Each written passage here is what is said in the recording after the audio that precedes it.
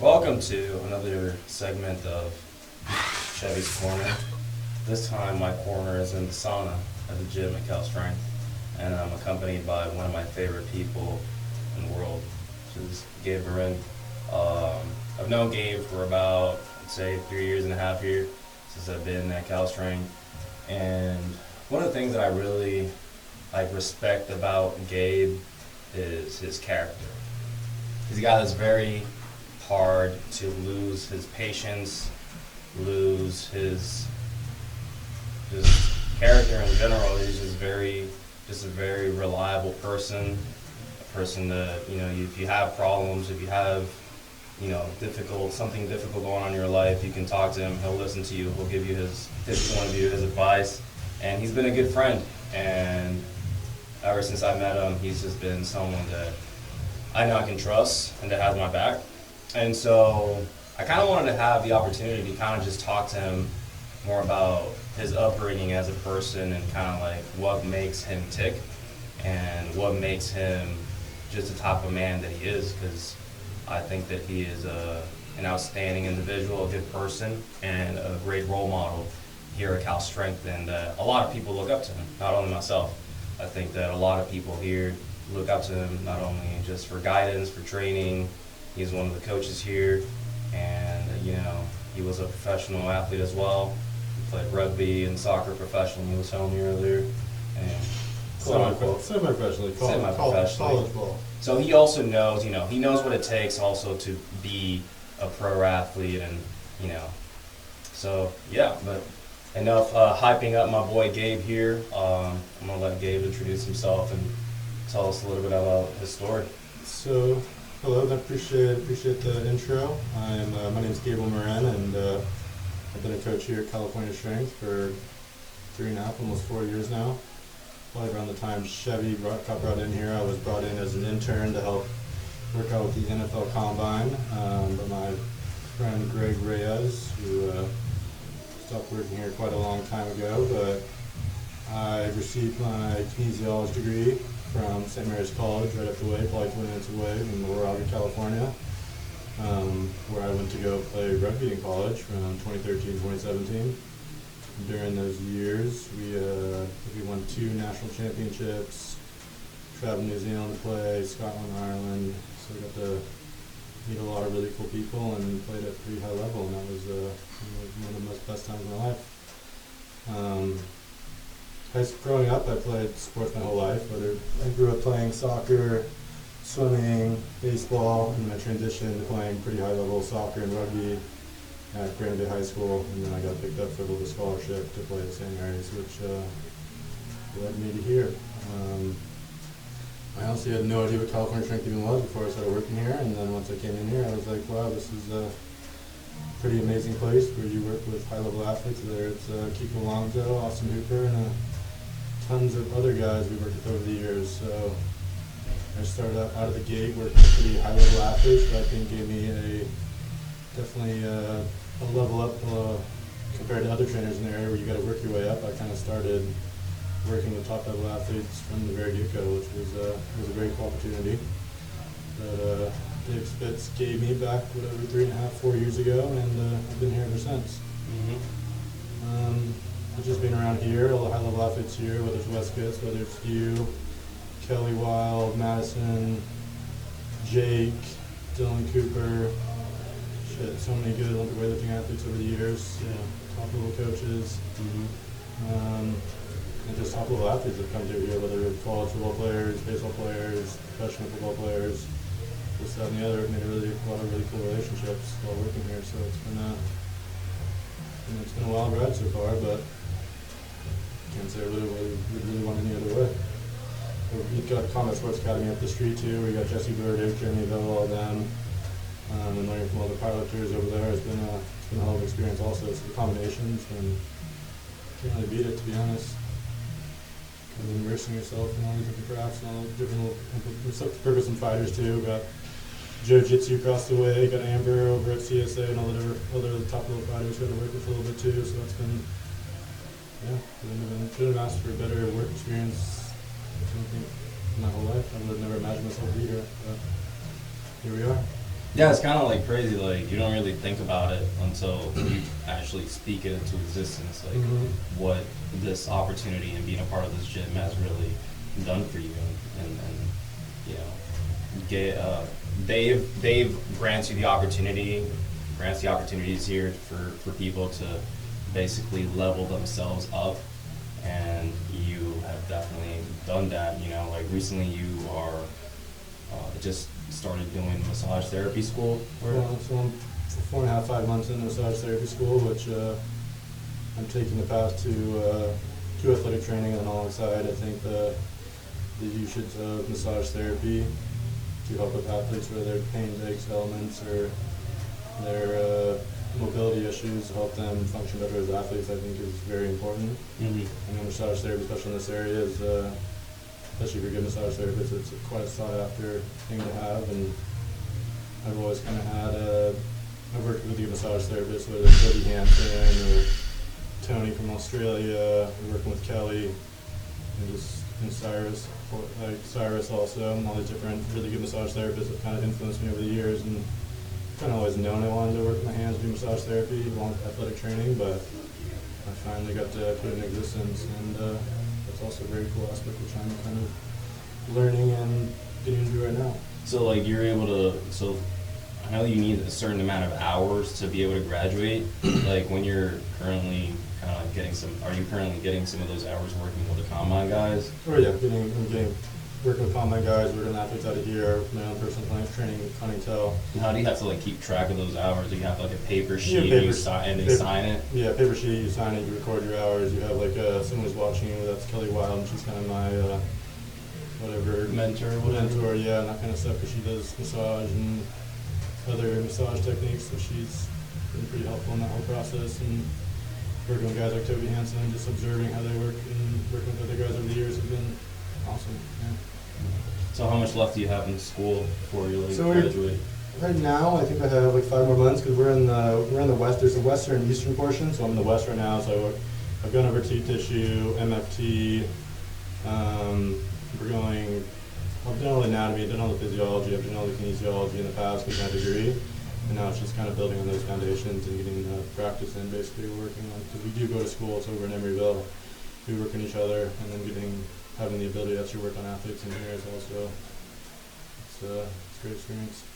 How much do you got left before you graduate the program? I think I have 5 months. It's a 10-month program, so I'm almost halfway through right now. Damn. Yeah. Halfway through, and you're already like having the amazing experience of working with, you know, high level athletes for the combine. Like people would die to even say like, oh, I graduated massage therapy school, and you know, where am I gonna find a job? And you're already like not even done with school, and you've been granted this huge blessing and opportunity to be able to work with high level athletes, and you're learning from, you know, a great physical therapist, which is Kelly, and you've been influenced by all these amazing massage therapists that, you know, have worked with you as well. So I think, you know, with that being said, your future's bright, dude. Like there's nothing I don't see you doing, especially with your capacity and your ability to commit to just working hard. Like you also have a crazy work schedule recently, you know, like you're waking up hella early to go to massage therapy school, and then you're coming in here, and then you're driving to Los Gatos, and then like it seems like you're having an issue, not an issue, but like you're so committed to like this lifestyle of excellence. Like I want to level up so bad in life that like you're just doing it. And it's the people around you. I mean, everyone around here is trying to go to the Olympics, trying to be top level NFL athletes. I'm trying to be a top level trainer / massage therapist. And it's just surround yourself with greatness, and we all elevate each other to get to the next level. And I feel like I don't really have a choice. It's put my nose down on the grindstone, work as hard as I can. And hard work is all I've really known. So it comes naturally. I will say, going to school and having almost a full-time job and trying to have friends and a girlfriend and do all these other things can be a lot to juggle at times, but blessed to do it. Happy to do it. Yeah. There's a ton of people who would kill to be in my situation, so it's not like I've worked my ass off to get to this point, but I'm going to continue to work my ass off and work even harder, to be completely honest, because I think it's only just begun. Yeah, for sure. I mean, it's just amazing to see how you've leveled up since I first met you. I mean, a lot of people didn't know. What you were capable of in terms of like how hard your work ethic really was. And I think that for the past couple of years, you've really, really dialed in on what are your goals and your ambitions, and you've done every single thing within your power to like, all right, this opportunity to be in Park Health Strength has allowed me to work with high level athletes. I've learned how to do this, how to do that. I want to zone in and like excel at this one thing, which is now massage therapy, and you're doing it. I wanted to talk about your work ethic. Like you said, like I've known nothing else but working hard my whole life. So, like, where do you feel like that really comes from? Like, do you feel like it's like an upbringing? Do you have like, would you influence a coach, a mentor, your parents, stuff like that? Like, Well, I would say from an early age, my parents split up probably when I was 10 years old, so I was raised with single parents who I grew up with them working their asses off. My dad's a teacher, my mom's a nursery rep, and they worked their asses off and created a really good life and foundation for me growing up. And also my grandpa, he was a Stanford graduate, and he was one of the smartest, most interesting people I've ever met. He traveled to 50 different countries and really instilled the wanting to gain knowledge and travel the world and just learn from different people. So, and just coaches from growing up, Tim O'Brien, rugby coach, all my different coaches growing up pretty much all instilled this work ethic. Being here at Cal Strength, even Dave Spitz, Scar Esparza, fucking all the weightlifters here, all working their asses off, football players. It's, as I said, you work to the level everyone else is working around you, and everyone's being ass kickers. You walk the walk, talk the talk, and I tried to do that the best I could. Some days I slip, don't get me wrong, not every day's a perfect day, but I always try to get back up, get back on my feet, and try my hardest the next day, because every day's a new day, every day's a new opportunity to kind of be the best you can be, and I acknowledge that, because you only have one life, so shit.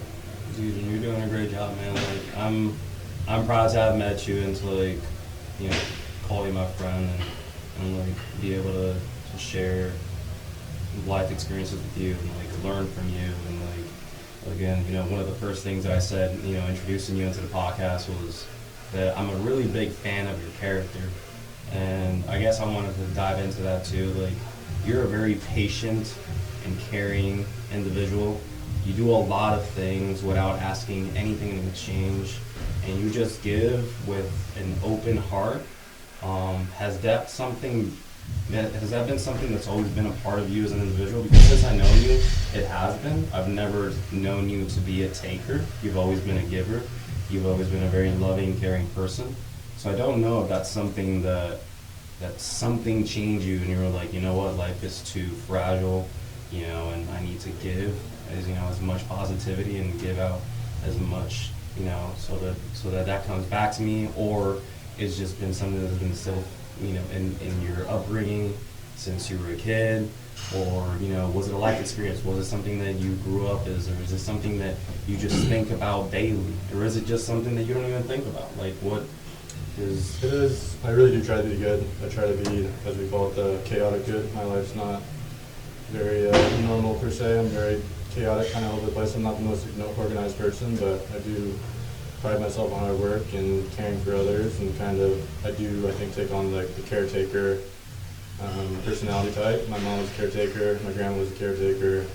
I think I take after them quite a bit. All my mom did was care for us and other people around her. My grandmother, she was also a teacher and principal, and she pretty much, they lived their whole life to give me a better life and give all the kids and people they taught around them better lives.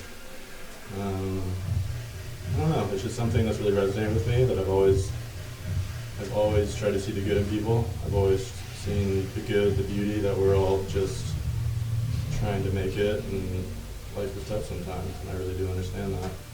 And I was blessed with a really good upbringing, and I tell myself, if someone's in a shitty mood or having a bad day, it's like, probably not my fault. It's probably just something they're going through, or 'cause everyone's got everyone's got something going on. You never know really. So I really try and be patient, be calm. I mean, working here at all the high school kids has taught me a whole new level of patience that I think comes from like parenting your own kids, and I've kind of had to almost parent the kids in here, so it's almost been like a early introduction into parenting. Okay.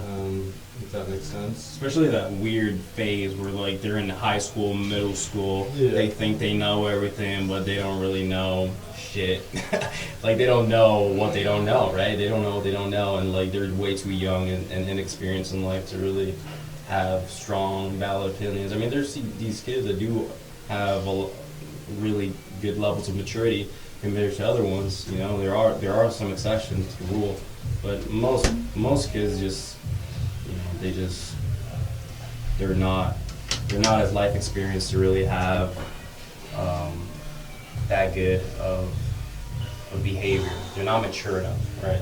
Their life experience hasn't allowed them to be mature enough. So, do you think that has also helped with your character development, working with the high school kids? I think 100% high school kids and younger, and then working with adults. I mean, even as adults, people have we're almost, some of these football players are just big old kids. And Yeah. you gotta understand that, and they're all going through a lot of pressure. I just try to be that parental figure that, not that I didn't have a good parental figure, but I'm trying to be that, kind of set that standard to be that parental figure that I think these kids need and want in their life. Yeah. I'm not Like gonna a role model. role model. You And want I'm people to not, look and I'm up not to gonna you. go with the kids and be like, nice job, and cheer them on. It's like, they're gonna get constructive criticism until I see them actually do something really well. Then I'm gonna give them good job, props, but move on, work harder. Yeah. I mean, it's a gnarly road out there sometimes, but I try and be the best coach I can be, the best person I can be, and just be a role model to these kids and show them what, maybe they don't go into athletic training, but any career endeavor they want to go into, just set your mind to it, kick ass, learn as much as you can, create as many connections as you can, and roll with it, because it should be fun. It should be a good time. It should be. And you know what? Like, I think that that's a lot.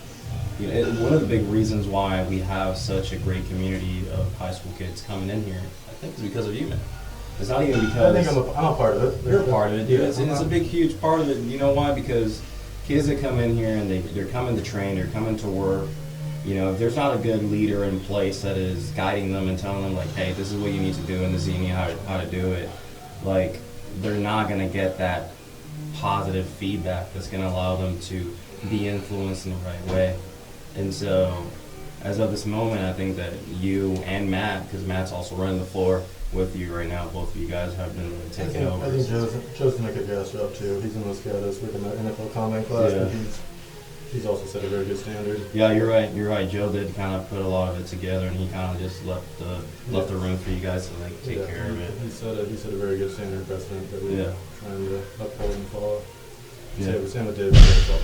Yeah, I mean, for sure. I mean, it's Dave's company. You know, it's not like without Dave or Scott or Joe. He was doing what we were doing for the past 10 years. We kind of we stand on the shoulders of giants over here. Yeah, true. Dave and other coaches, Scott, they put in the fucking groundwork, and we just, now that we don't work our asses off, but they put in the 10 years of hard work to create Cal Strength and what it is now. Just didn't happen overnight. I'm very aware of that. Yeah. So I guess I wanted to ask you like 2 more questions just before we end up the podcast. It's getting kind of It's Kind of hot, and I'm bearable at this point in the sauna, which is good.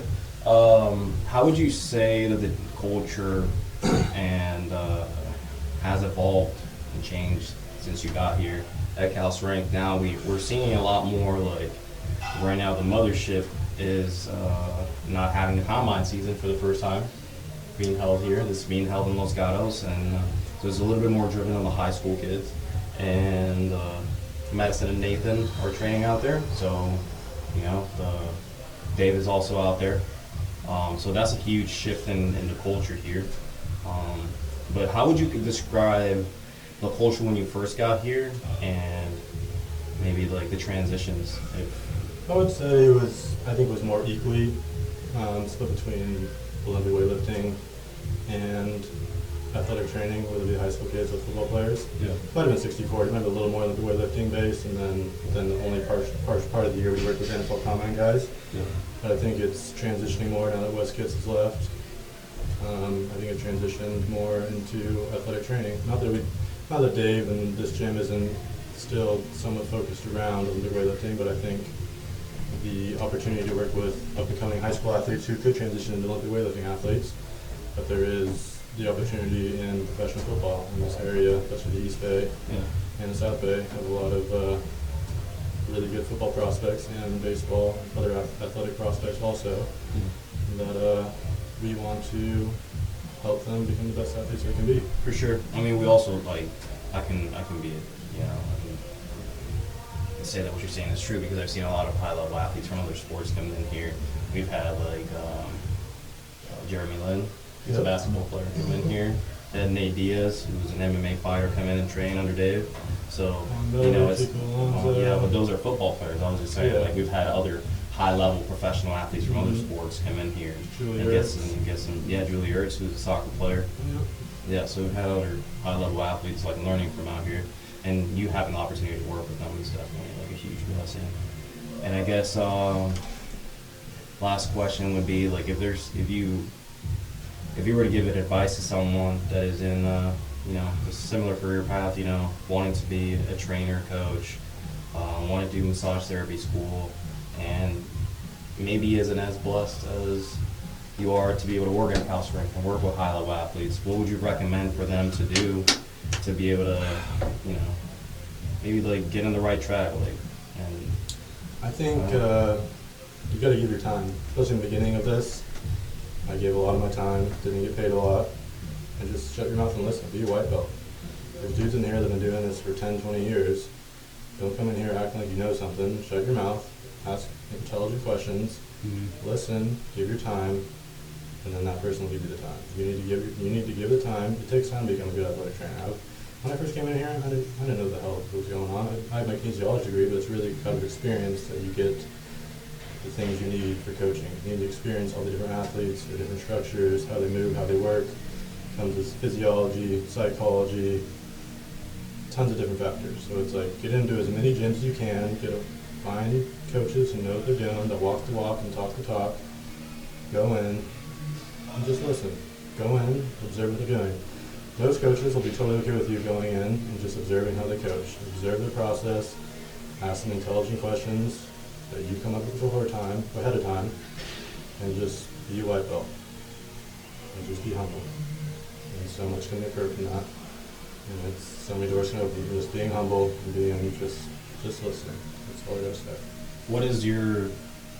How do you approach being humble without being arrogant and being humble? Because one time I remember one guy said, like, I'm the most humblest man in this room.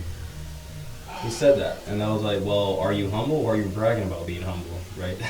So how do you approach being humble, and what is your mindset when it comes to coming in and being humble and, like, just... For me, it wasn't really hard to be humble because I was aware that I was the bottom of the totem pole. We're around all these top-level athletes, these top-level powerlifters, top-level coaches. Like, it wasn't hard for me to know that I hadn't walked the walk and talked the talk yet. I had a lot to learn. But this comes from just let go, just let it be, let your ego go, and just fucking listen. You might only catch 10% of what they say, but that 10% might be the gold you need to move on to the next place. You just move on to the next place and the next place, and just learn as much as you can. Create your own system, and go from there. And everyone's got a different path. There's no one path. For sure. There's so many different paths that strength coaches, athletic trainers, massage therapists take. And everyone's got their own path, but do your best to learn, listen, let your ego go a little bit. Just be a fucking good person. Yeah. I know you're a big advocate towards men's mental health, and I know you go a lot on hikes. You like going on road trips with your friends, and what's that thing that you did that one time? Camping. You like camping trips, all that type of stuff. Friends, Camping friends, hiking. Any books you recommend for people that might be, like, struggling with anxiety, or, like, I don't know, like, just with their ego in general? Because ego is one of those things that's, like, can get away, and it can get in the way of us as individuals in our personal development in so many different ways. It can cause us to be not humble. It can cause us to hold on to pain. It can cause us to hold on to resentment and sadness, and just the ego gets in the way of so many blessings or amazing things that can happen in our life, and if we don't manifest, you know, that control over our ego, which seems like you do a great job of doing that with yourself. And I do a good job. It's a constant struggle for all of us. Okay. I keep myself in check. I try to do mindful meditation, yoga in the evening or morning, bring about presence. Don't get me wrong, I'm not always perfect. I can be a fucking asshole sometimes if I'm having a bad day. Yeah, for sure. If I keep my food in check, I keep my sleep in check, I keep my mindfulness practices in check. Yeah. Everything seems to just flow easily sometimes. You got to do the inner work to have the outward physical appearance. You have to be healthy on the inside to be healthy on the outside. Yeah. You got to eat the good food. You got to get outside, good sleep, good water, good air. You got to take care of yourself if you want to be the good person that you want to present to the rest of the world. And the same thing, walk the walk and talk the talk. It's hot. Yeah, I'm it's hot. dying. It's hot. We're dying. Any closing thoughts? This is your time. You want to share like your social media where they can find you? Yeah, I think Gabe Marin 95. That's my Instagram. I'm on there. I'm on Cal Strength page every once in a while, but I have to keep it on the low. But if you want to reach out, you know where to find me. GabeMarin61@gmail.com. Send me an email if you have any questions. But happy to talk to you, Chevy. Hey, thank you for joining me for a little Chevy's Corner in the sauna this time around. It was a little bit different. And thank you guys for joining in for another episode. See you next time.